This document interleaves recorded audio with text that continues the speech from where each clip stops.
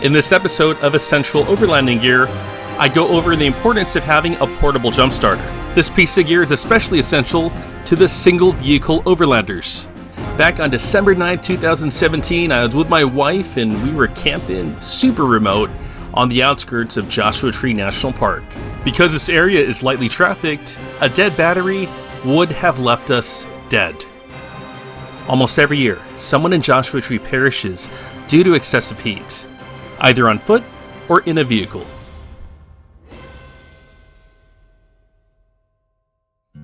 A month before that trip to Joshua Tree, I had enough sense to purchase a jump starter, but this unit has failed me multiple times. What good is a backup plan if it's not going to work? On my informational website, crossoverlanding.com, I warn you to not cheap out on a piece of gear that your life is going to depend on. In this video, we're going to take a look at the Hulkman Alpha85S. Everything looks good on paper, so I'm really excited to test out this jump starter for you.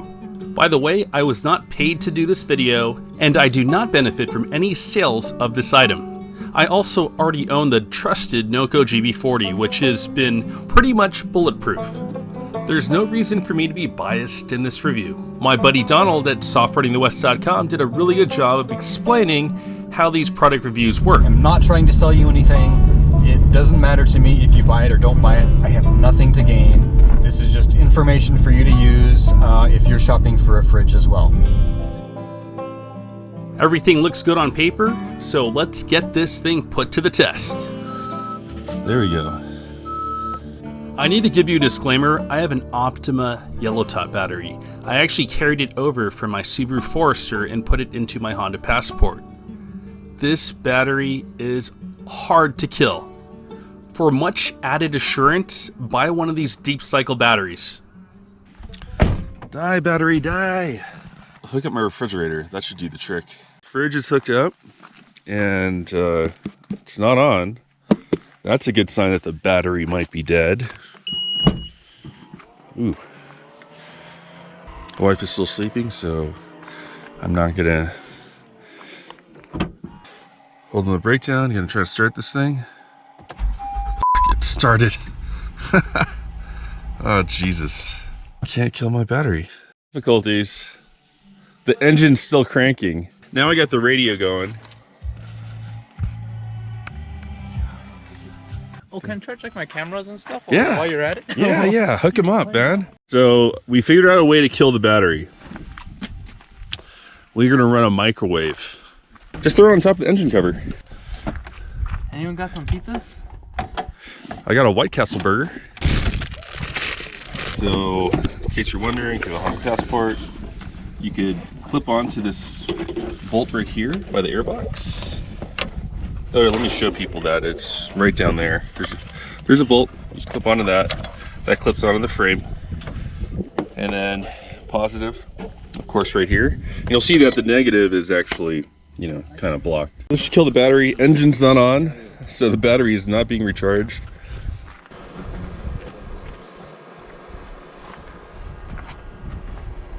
How much juice does this Optima yellow top battery have? So we're getting there. It's almost dead. The radio's off. System just starts spazzing out. See, road departure mitigation, anti-lock brake system problem. Vehicle stability assist problem.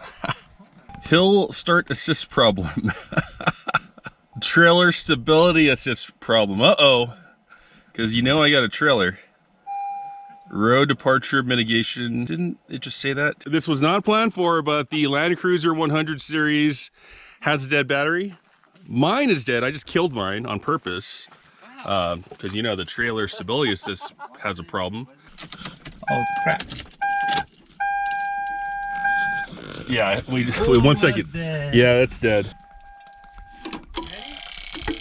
Yeah, it's clicking. It's dead. It's dead.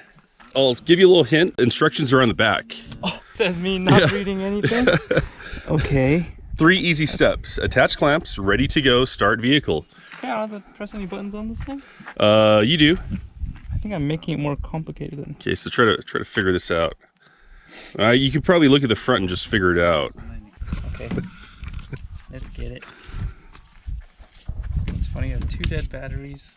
We're in the middle of We're surrounded by ghosts. And we're surrounded by ghosts, and we're in the middle of nowhere, in the desert. Okay.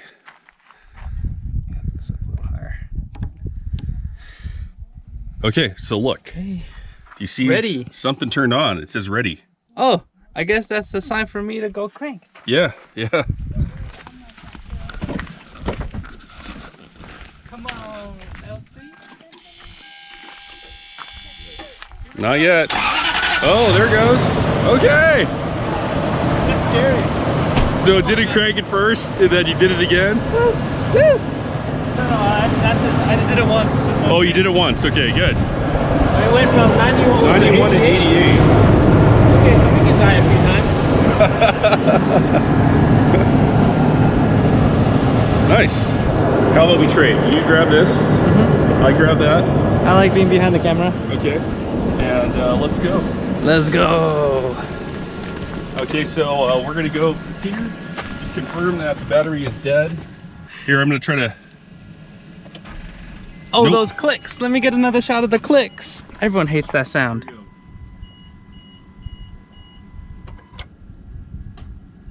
No love. Okay. It's not clicking anymore. Wait, hold on. One more time. Wait, hold on. To start, hold the remote near start. Oh, you don't have the... Hey, look. I'm an idiot. The key's right here. Okay, got my key now. Let's see if this thing starts. Nope. Nope. Negative alligator clip. Positive alligator clip. It actually automatically turned on. And I don't know what this message stands for. 2. The back has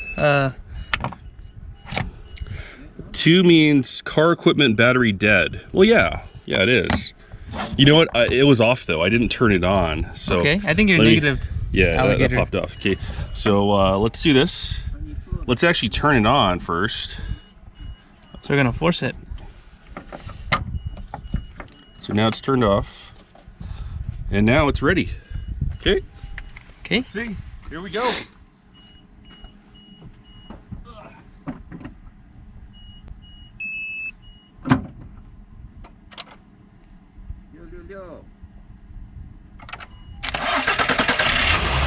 Oh my God, John.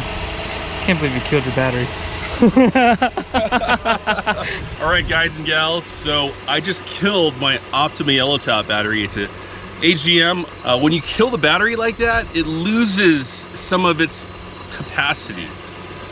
I just damaged my battery for you guys and gals on YouTube. So hope you appreciate that. Like expected, this thing worked pretty good. Whenever you buy one of these things, I think it's really important that they run 8-gauge wires. Anything smaller, you're gonna have issues. I had a jump starter with 12-gauge wires, did not work. I mean, it worked some of the times, but you had 4 chances, and each chance had like a 33% chance to be successful. So we got something here that is for the most part 100% successful. Yeah. Just started up a 4.7 liter V8 in a Toyota Land Cruiser and a 3.5 liter in this Honda Passport. Wire size is really important. If you have an exposed port like that, you're asking for trouble. If it's a rainy day, a snowy day, probably gonna have issues, right? It's highly recommended, whatever jump starter you have gaskets. One thing I really like about this unit is it has lots of capacity, but it also charges real fast.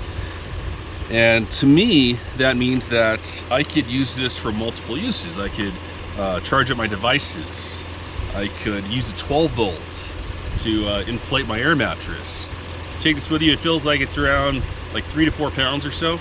It's not the lightest thing, but if you're not ultralight backpacking, you know, you can stick this in your backpack and use it for a bunch of things, right? It's gonna be weatherproof, right? Weather resistant. I think it's a good multi-tool to have. It's not just for jump starting your car. The next thing I'm gonna test, now that we're at 82%, is we're gonna hook this up to the power station. And we're gonna charge it at 110 volts, 500 watts. Let's go see how fast this thing charges. Do it. Because let's say you use this around camp, you drain the battery, now you have to recharge. I use my solar panels to, you know, recharge my power station right here. So I'm gonna plug it into my 500 watt power station. Let's see how fast this charges up. It has a USB-C connector, and that's for input and output. So it's pretty smart in that regard. So we hook up the USB-C, and then it says it's speed charging. Okay, there we go. Let's go see how long it takes to get at 100. All right, Alan, so you were telling me a story about your jump starters? My jump starters, yeah. So I have one of those Costco jump starters, and then we have, at that time we had two vehicles. We had the little Corolla and we had the Isuzu Trooper. So it works 100% of the time for my little Corolla, but it failed 100% of the time for my Trooper. So I was looking for an alternative, and Really quick, yeah. how big was the engine on your Trooper? Oh, actually I don't recall. It's been a while. Okay. Yeah. That was the 2001 Trooper, that second gen. It's probably anywhere between a 3.0 and a 4.0 V6. It didn't have a V8, right? No, okay. it was a V6. Okay, I had to rely on traveling with others, got it. which is, you know, what I usually do anyway, but it would be nice Yeah. to have my own little backup. Right. Okay, so now we're at 85% in a minute and 25. Oh, 86 now. So this thing really is speed charging. It just went up 3% in a minute and 34 seconds. And Alan, do you remember how much percentage this used up to jumpstart your Land Cruiser? Use 3%, so a minute and a half of charging to jumpstart the LC. That's pretty good. I'm not sure if it needs like a certain amount to you know, have enough of a threshold Yeah. to start a big V8 like the Land Cruiser. Damn. But that's pretty freaking cool, huh? Yeah. So since Alan told me that story, I went ahead and told him about a NOCO, my NOCO unit. This is an unbiased review because I already have a jump starter, and a reliable one at that. Damn, 88% in 2 minutes, 43 seconds.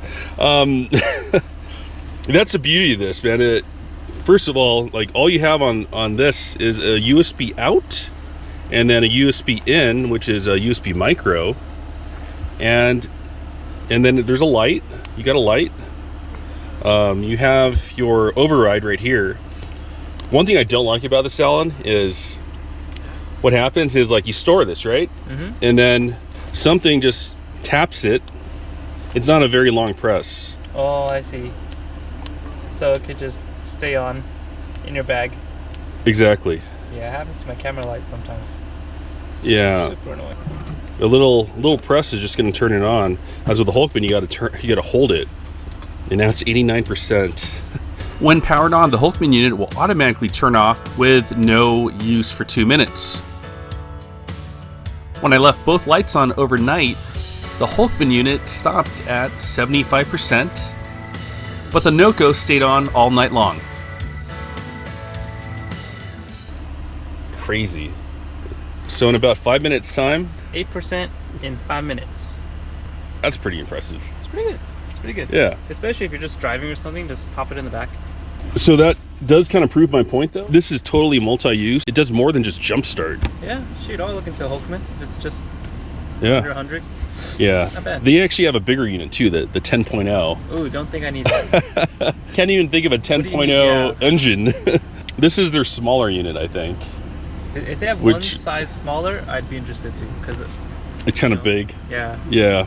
I wouldn't get this to like recharge your devices though. I mean, that's just silly. You have one output. This thing has freaking USB-C input and output, a USB output, and then you got this. Look at that, Alan. Cool.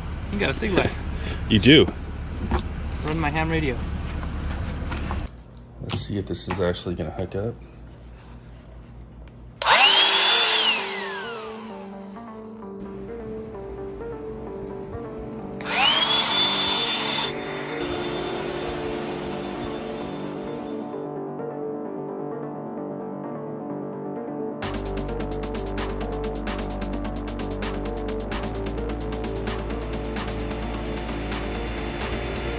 So that's impressive. 4 minutes of continuous air mattress pump use. It only dropped down to 82%. Now, how much juice does it actually take to inflate my air mattress?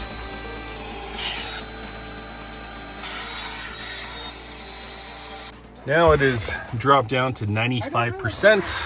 So there's my review, specifically my Overlanding review. The cheaper Amazon units might be okay for urban use, but when you're out in the middle of nowhere, I think it's worth it to spend $30 to $40 more when your life depends on it. That's all the time we have for this episode. I hope you have fun on your adventures.